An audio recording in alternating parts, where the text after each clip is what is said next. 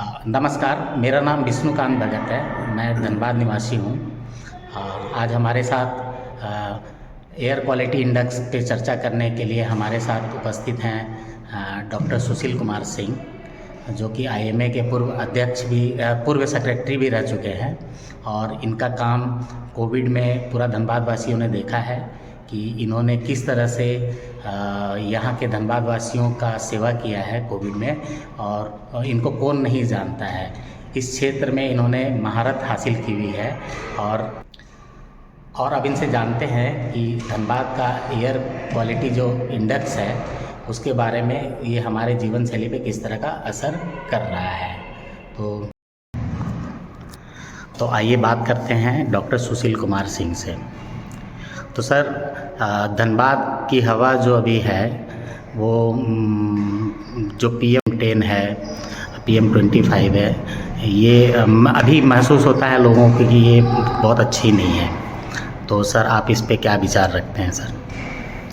विष्णु जी, पहले तो बहुत बहुत धन्यवाद आपका कि आपने मुझे ये अवसर प्रदान किया कि मैं इस विषय पर बात करूं। आप सबसे पहले AQI की बात करें। AQI होता है एयर क्वालिटी इंडेक्स, जो कि सामान्यतः नॉर्मल जो होता है वो 100 माना जाता है। धनबाद का आज का वर्तमान जो है वो लगभग 160 या 180 के आसपास, यानी कि जो एयर क्वालिटी है वो बहुत ही पुअर है, अनहेल्दी, स्वास्थ्य के लिए बहुत ही हानिकारक।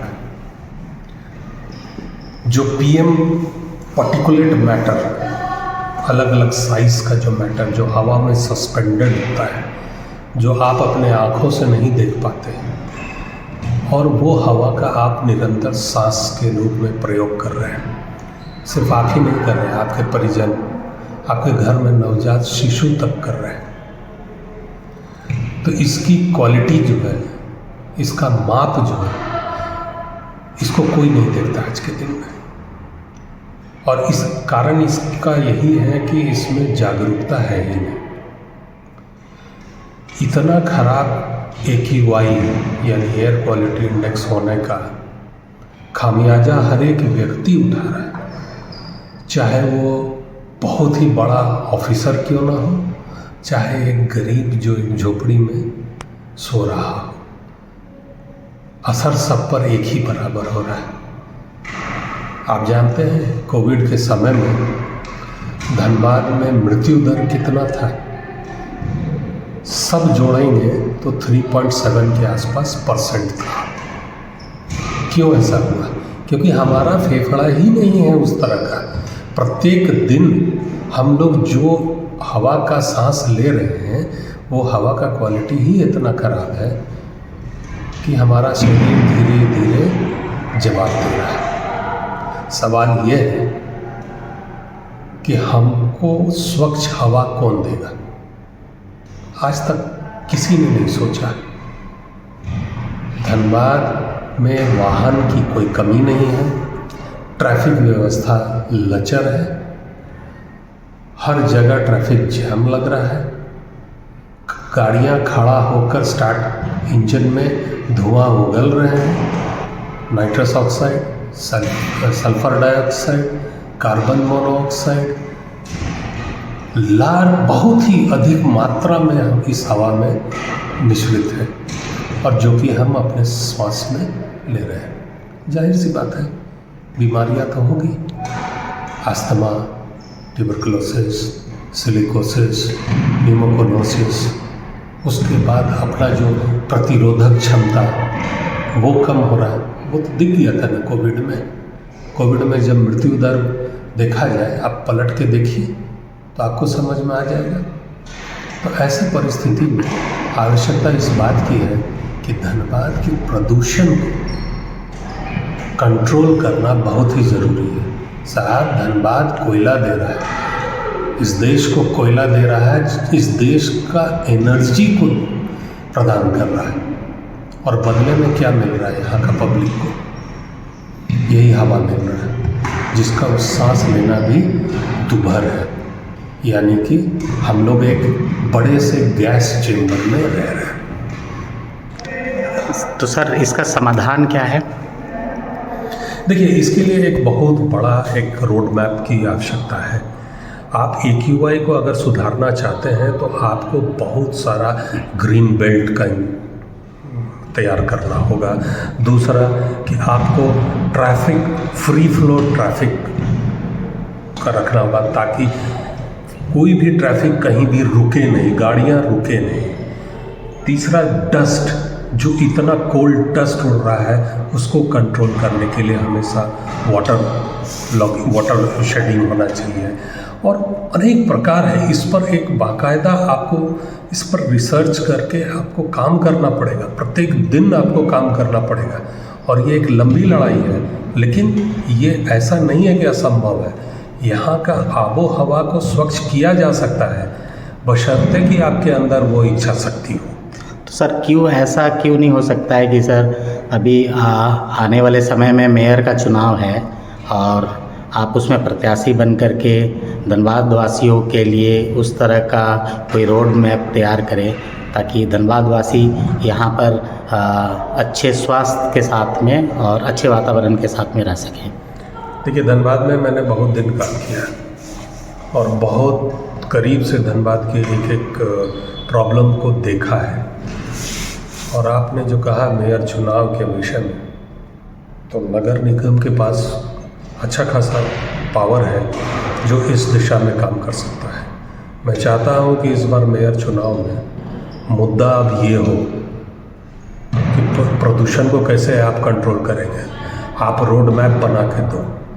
आप ट्रैफिक व्यवस्था को कैसे करेंगे, ठीक, वो रोड मैप बना के दो। आप ड्रेनेज व्यवस्था को कैसे करेंगे, आप रोड मैप उसकी तैयार करो। आप वेक्टर बॉर्न डिजीज़ेस को कैसे कंट्रोल करेंगे, उसका रोड मैप तैयार करो। इसके लिए रिसर्च करने की ज़रूरत है, इसके लिए बैठने की ज़रूरत है, इसके लिए एक सुदृढ़ सुशिक्षित व्यक्ति की ज़रूरत है जो इस पर ज़ोर शोर से काम कर सके। सिर्फ लंबी दावा करने से नहीं होगा, ज़मीनी स्तर पर बैठ के काम करना होगा और पूरे एक टीम, मतलब डेडिकेटेड टीम जिसको कहते हैं, उस टीम की आवश्यकता है।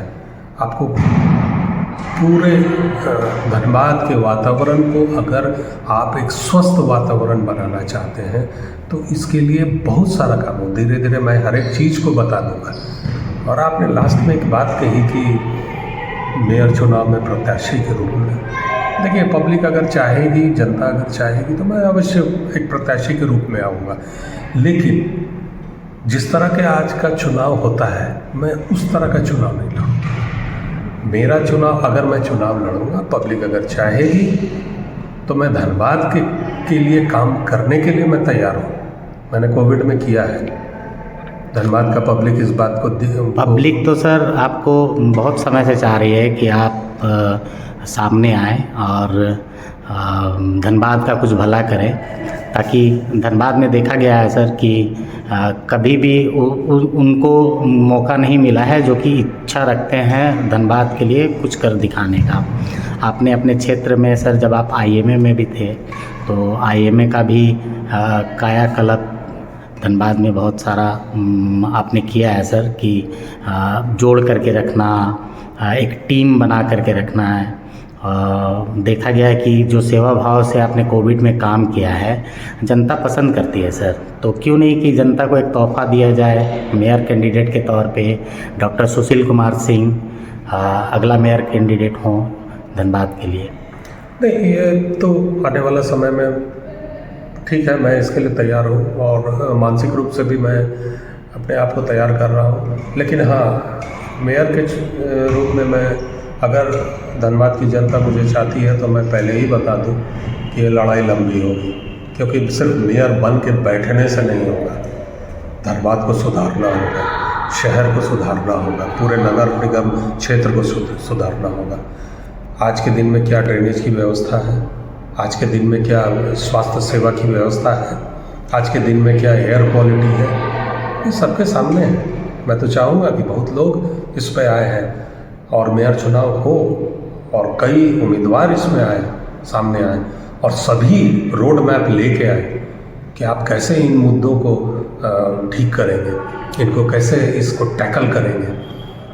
और हारना जीतना वो अलग चीज़ है, लेकिन मेरा बस इतना ही कहना है कि आखिर हमें यहाँ के नागरिकों को एक कम से कम सांस लेने के लिए स्वच्छ हवा तो देना होगा, कि उससे भी हम लोग गए। तो ये तो मैं करूँगा, मेरे से जितना हो सकेगा मैं करूँगा।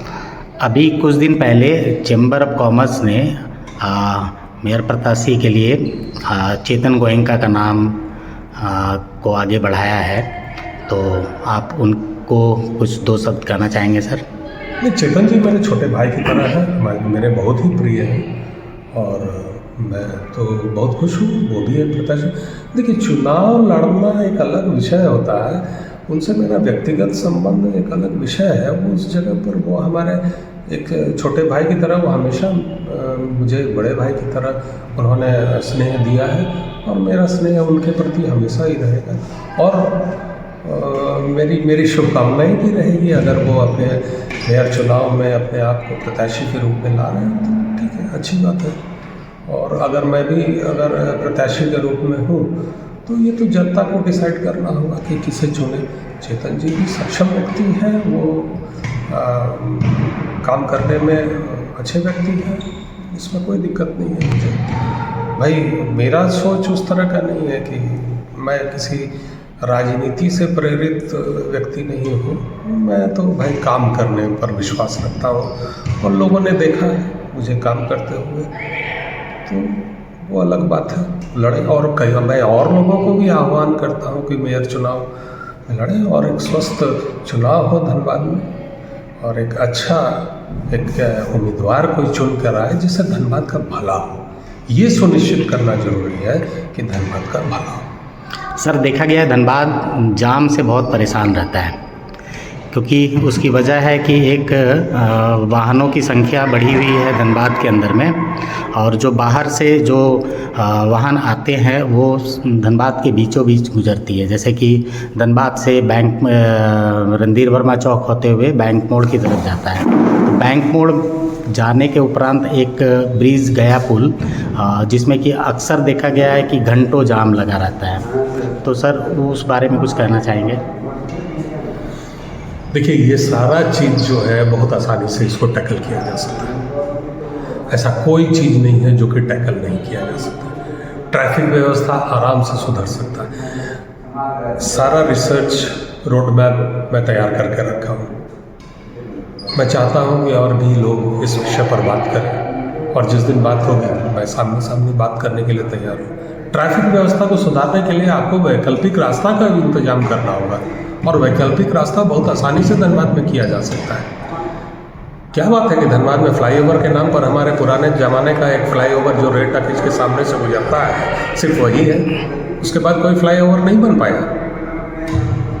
जो व्यस्तम सड़क है, जो हमेशा जाम से अटा पड़ा रहता है, और आपको पता है कि कितने गर्भवती महिला उस जाम में अटकी रहती है, कितने हार्ट के पेशेंट्स उस जाम में अटके रहते हैं।